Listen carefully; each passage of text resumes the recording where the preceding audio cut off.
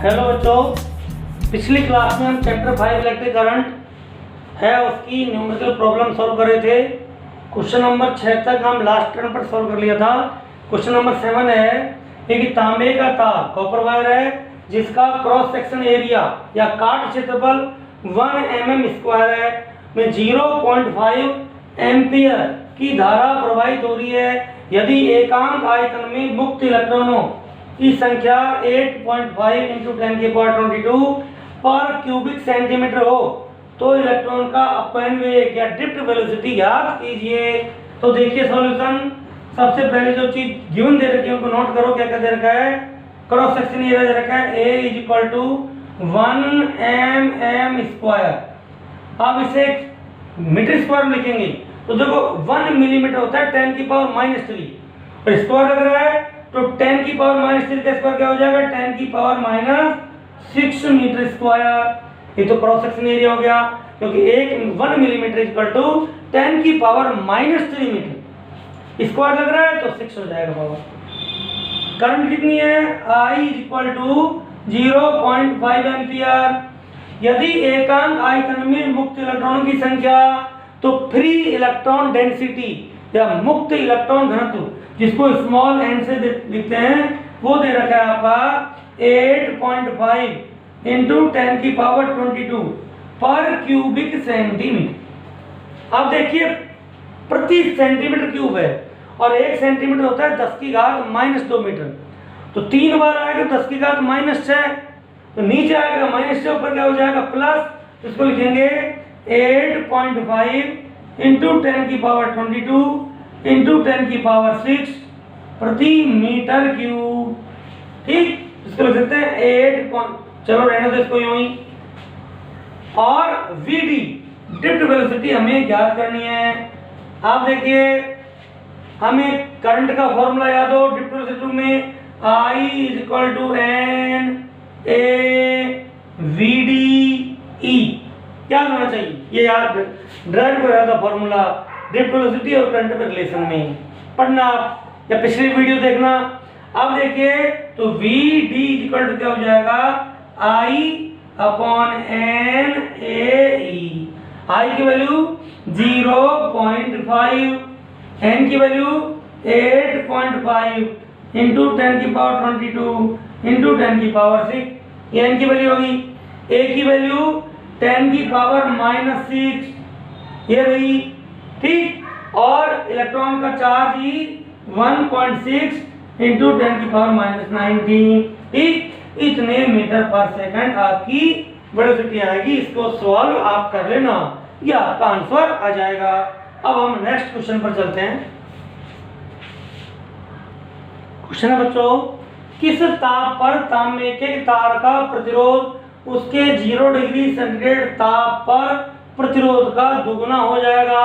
तो देखिए हमें पहला जो ताप दे रखा है T1 वो दे रखा है 0 डिग्री सेल्सियस और T2 माना क्या मान लें T। R1 = R0 ये मान लें और R2 = करें डबल हो जाए इसके और अल्फा कॉपर ये दे रखा है 4.8 × 10⁻³ पर डिग्री सेल्सियस। तो देखिए प्रतिरोध में ताप के कारण परिवर्तन R2 - R1 = अल्फा R1 और क्या हो जाएगा T2 - T1। ठीक, अब मान रख दें R2 की जगह 2R0, R1 की जगह R0 = अल्फा। अल्फा की जगह बाद में लिख देंगे वैल्यू अल्फा R0, T2 की जगह T - 0। ठीक, तो देखो ये क्या हो गया R0 = अल्फा R0T। तो alpha = R0 upon alpha R0 नहीं सॉरी अपन करेंगे T की वैल्यू निकालनी। तो देखो T = R0 upon alpha R0 degree Celsius R0 से R0 तो T = क्या हो जाएगा 1 upon alpha degree Celsius. T = क्या हो जाएगा 1/4.8 × 10⁻³ डिग्री सेल्सियस ये हो जाएगा आपका 10,000 अपॉन 48 डिग्री सेल्सियस। सॉल्व कर लेना, ये आपका आंसर आ जाएगा। बच्चों क्वेश्चन में 4.8 नहीं है, 4.0 है। तो देखिए यहाँ पे अपन 4 क्या लिखेंगे 0, तो यहाँ पर आप 40 लिखोगे तो देखो, तो 0 से 0 कैंसिल और ये 250 डिग्री सेल्सियस एग्जैक्टली सॉल्व हो जाएगा आसानी से। ये 8 नहीं था, आपके क्वेश्चन में 0 है। ठीक, नेक्स्ट क्वेश्चन करते हैं। देखिए बच्चों, क्वेश्चन है किसी कार की संख्या की बैटरी का ईएमएफ कितना है 12 वोल्ट, तो आपकी विद्युत वाहक बल है आपका 12 वोल्ट। यदि बैटरी का आंतरिक प्रतिरोध स्मॉल आर है 0.4 ओम, तो बैटरी से ली जाने वाली अधिकतम धारा का मान क्या ज्ञात करो। बैटरी से बाह्य प्रतिरोध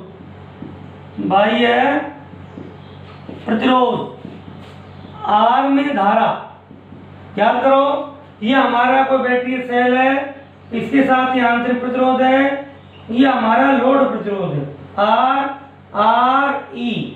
ठीक, ये आपका, तो ये दोनों के दोनों प्रतिरोध किसमें जुड़ जाते हैं समीकरण में, इसलिए धारा आई बराबर क्या होगी वोल्टेज ई कुल प्रतिरोध small R plus capital are.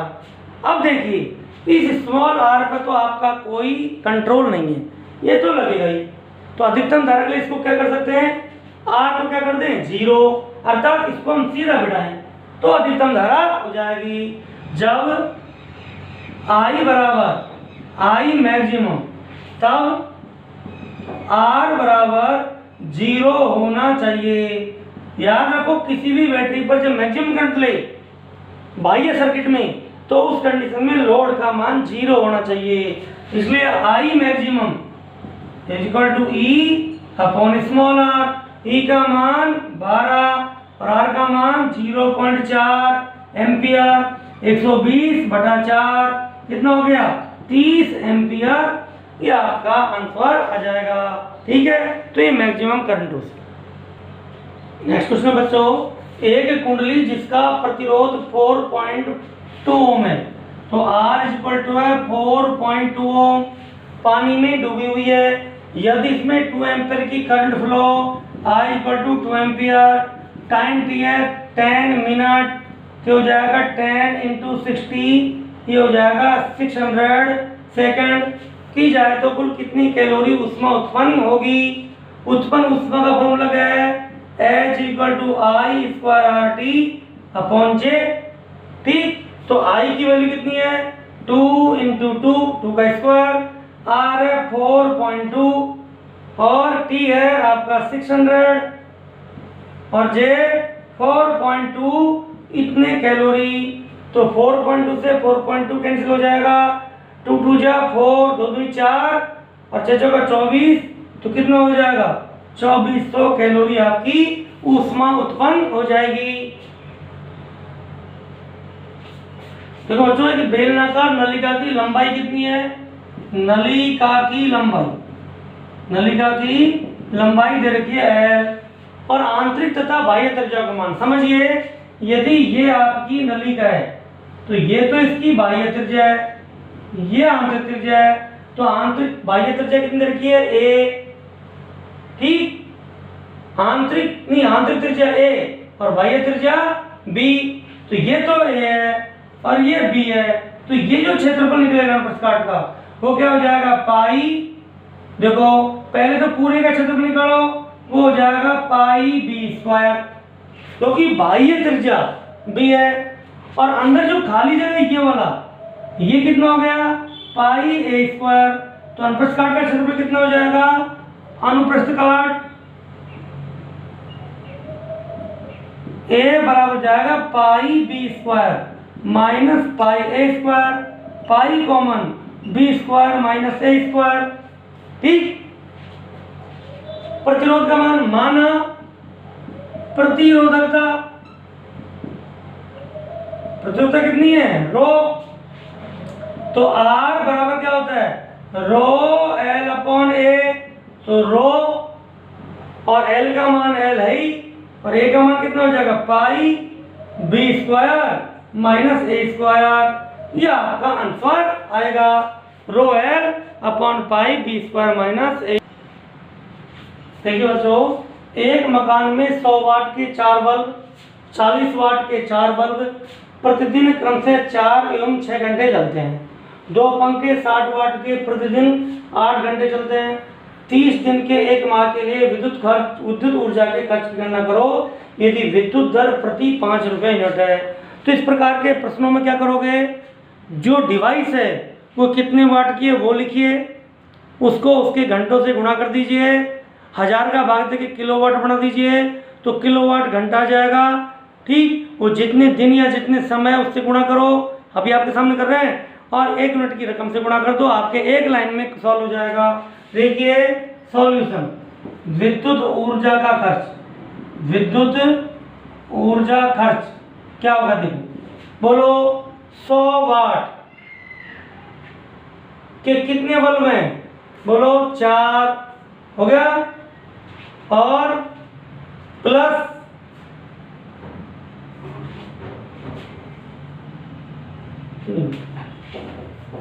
100 वाट के 4 बल्ब, और ये कितने जाए, ये देखो 100 वाट के 4 बल्ब और 4 घंटे चलते हैं, तो ये हो गया 4 बटा 1000। ये तो इसका प्रतिदिन यूनिट हो गया, प्लस चलो 1000 का तो एक साथ भाग दे देंगे बाद में, उसको नहीं, ये तो किसका हो गया, बल्ब का, प्लस बल्ब के बाद देखो 40 वाट के कितने बल्ब हैं, वही 4, और कितने टाइम 6 घंटे, तो इसका वाट घंटा हो गया प्रतिदिन का, प्लस 2 पंखे हैं कितने वाट के, 60 वाट के, प्रतिदिन कितने 8 घंटे, ये इसका क्या हो गया, वाट हो गया। इसको क्या कर दें, 1000 से भाग दे दें तो क्या बन जाएगा, ये किलोवाट। ये एक दिन का खर्चा, कितने दिन का महीना, 30 दिन, और 1 यूनिट कितने का, 5 रुपए का, ये आपकी रुपया गया। ठीक, इसको हम सॉल्व कर लें तो आपका खर्चा आ जाएगा। तो देखो कितना हो गया, 1 0 से, चलो बाद में कर देंगे, क्योंकि 4 चौक 1600 तो ये हुए, प्लस 6 चौका 24, 24 चौक 96, 9600 ये हो गए। ठीक, प्लस 8 6 48, 48 गुना 96 ये हो गए, बटा 1000 गुणा, चलो इसको काट सॉल्व कर ले, यहाँ पर ही 1 0 से 1 0 हट लें, और ये हो गया आपका गुणाम, यहाँ बच के 100 और गुणाम हो गया आपका 15। ठीक, अब इनको जोड़ें, और जोड़ के तो देखो आपका 0 0 कॉमन आ जाएगा, 100 कट जाएगा, तो ये बच जाएगा 16, 96 96 और गुणा में कितना हो गया 15, इतने रुपए। अब देखो 6 और 6 12, 12 और 6 18, हासिल 1, 9 9 18 और 1 19 और 1 20, गुणा में 15, कितने रुपए, 15 120 का 0, हासिल 12, 12 का 2 हासिल 1, 15 दूना 30 और 1 31, कितना आ गया 3120 रुपए। ये आपका व्यय आना चाहिए। बच्चों यहाँ गड़बड़ी होगी, मैं सोच रहा था ये 96 सुने 960 आएंगे यहाँ पर, और यहाँ पर भी कितना आएंगे 960, ये 0 नहीं आएंगे। ठीक, तो देखिए यहाँ पर, और ये बटे में रहेंगे, ये क्या गलतियाँ होगी यहाँ पर, तो देखो आप यह, क्योंकि एक ही 0 है, 6 चौका 24, 24 चौक 96, तो 960 आएंगे, ये डबल 0 गलती होगी, और ये 8 6 48 96 960। ठीक, और ये 15, तो यहाँ पर आपके कितने थे 100, तो 100 में से 10 बच जाएंगे, क्योंकि एक ही 0 कॉमन आएगा, यह हो गया 160। ठीक है, और आप देखिए इसको हम जोड़ें, किसको 160 और 96 और 96, 6 6 12 हासिल 1, 9 9 18 और 6 24 और 25 हासिल 2 2 1 3। ठीक, तो ये हो गया आपका 352 गुणा 10 से भाग देंगे तो हो जाएगा 1.5, तो 15 दूना 30, हासिल 3, 15 5 75 और 3 78, हासिल 7, अब 15 3 45 और 7 52। ठीक, ये आ गया। तो ये आपका आ गया, इतने रुपए आने चाहिए। ठीक है, देखते हैं आंसर क्या आता है। आंसर क्या आया? आंसर 28 रुपये, नहीं एक के बाद दशमलव, यानी 528, ये और एक के बाद दशमलव जाएगा तो कितना आ गया? 528। वो देखना बच्चा, यहाँ पर एक जीरो गलत लगी, इसलिए आंसर नहीं मैच हुआ था अपना, तो इसको थोड़ा करेक्ट करना। ठीक है, तो ये 528 रुपये का आएगा। ये ध्यान रखना है गुणे में, क्योंकि डबल जीरो थे अपने, यहाँ भी डबल जीरो लगा के उससे गलती। तो इस तरह से आपके ये चैप्टर 5 है, इसकी सभी न्यूमेरिकल प्रॉब्लम्स हो गई हैं।